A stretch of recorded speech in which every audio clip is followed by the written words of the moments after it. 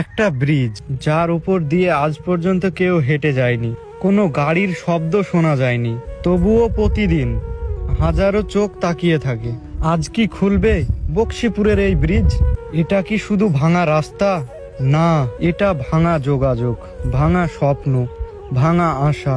এই ব্রিজ বন্ধ মানে একজন ছাত্রের স্কুল ছুটে যাওয়া, একজন কৃষকের ফসল পৌঁছতে না পারা, একজন রোগীর হাসপাতালে পৌঁছানোর আগেই হারিয়ে যাওয়া। আমরা কি শুধু অপেক্ষা করতেই জন্মিয়েছি?